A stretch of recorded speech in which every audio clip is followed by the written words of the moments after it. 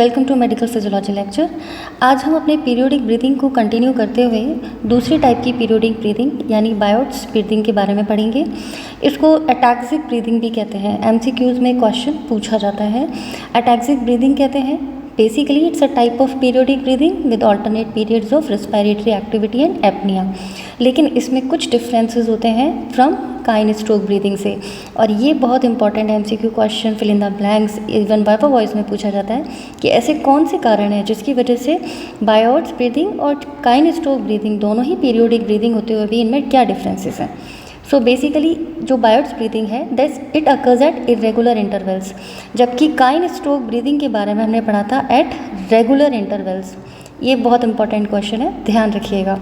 दूसरा होता है no waxing and waning of tidal volume during period of respiratory activity, यानी काइन स्ट्रोक ब्रीदिंग में टाइडल वॉल्यूम इंक्रीज हो रही है, डिक्रीज हो रही है डिफरेंट साइकिल पीरियड्स में, लेकिन बायोट्स ब्रीदिंग में ऐसा देखने को नहीं मिलता। दूसरा और तीसरा इसका मेन कारण है डिफरेंस है नेवर अकर फिजियोलॉजिकली। हमने आपको बताया था कि काइन स्ट्रोक ब्रीदिंग जो है हाई अल्टीट्यूड में ड्यूरिंग स्लीप एट इन्फेंट्स, और तीसरा है हाई अल्टीट्यूड में। तो यहाँ पे काइन स्ट्रोक देखने को मिल जाती है, लेकिन बायोट्स ब्रीदिंग फिजियोलॉजिकली कभी भी अपीयर नहीं होती। इसका क्या कारण होता है? Biot's breathing indicates a disruption of normal medullary rhythmicity of respiration. जो रेस्पिरेटरी कंट्रोल है मेडुलरी सेंटर्स पे, तो मेडुलरी सेंटर्स पे वो रेस्पिरेटरी कंट्रोल जो है वो डिसरप्शन हो जाता है, इंटरप्ट हो जाता है, और इसकी वजह से जिस तरीके का ब्रीदिंग पैटर्न आता है उसे बोलते हैं बायोट्स ब्रीदिंग। ठीक है, और इस तरीके की ब्रीदिंग का जो पैटर्न आता है वो कुछ इस तरीके से आता है।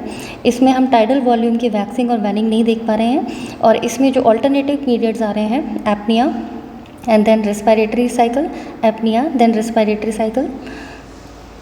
जो रेस्पिरेटरी साइकिल है वो एबनॉर्मल पैटर्न में होती है। ठीक है, now occurs due to medullary disorders. किस तरीके के मेडुलरी डिसऑर्डर्स में इस तरीके की ब्रीदिंग प्रेजेंट होती है? मेनिंजाइटिस, मेनिंजिस का इन्फ्लेमेशन हो जाना, किसी भी वजह से कोई हेड इंजरी हो जाना, या मेडुलरी कंप्रेशन हो जाना, या किसी भी वजह से जब मेडुला के फाइबर्स जो हैं वो कंप्रेस्ड हो जाते हैं। तो इस तरीके की सिचुएशंस कब देखने को मिलती हैं? जैसे कि पॉन्टाइन हेमाटोमास में। ठीक है, पॉन्टाइन यानी पॉन्ट से आने वाले नीचे की तरफ जो फाइबर्स हैं वहाँ पे ब्लड इकट्ठा होने से हेमाटोमास बन जाते हैं। दूसरा होता है सेरेब्रोपॉन्टाइन हर्निएशन। सेरेब्रल से जो पॉन्ट्स में आने वाले फाइबर्स हैं उसमें हर्निएशन हो जाता है।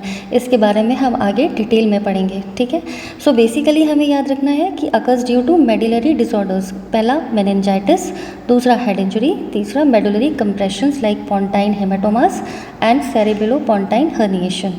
मोस्ट कॉमन कॉज है सेंट्रल मेडुलरी लेशंस। तो एमसीक्यूज़ में बहुत इंपॉर्टेंटली ये क्वेश्चन पूछे जाते हैं शॉर्ट नोट के साथ। एमसीक्यू और वाइवा वॉइस में से अच्छे से याद कीजिएगा। सो आई होप बायोट्स ब्रीदिंग से रिलेटेड ये चैप्टर आपको समझ में आया होगा। Wish you all the best. आप इसी तरीके के और फिजियोलॉजी के चैप्टर्स पढ़ने के लिए हमारे साथ जुड़े रहिए। Please like and subscribe my channel. Wish you all the best. मेरे नोट्स जो हैं टेलीग्राम लिंक पे अवेलेबल हैं, आप उसे ज्वाइन कर सकते हैं। मैं doctor Shikha Saxena, associate professor physiology. Thank you, good luck to you.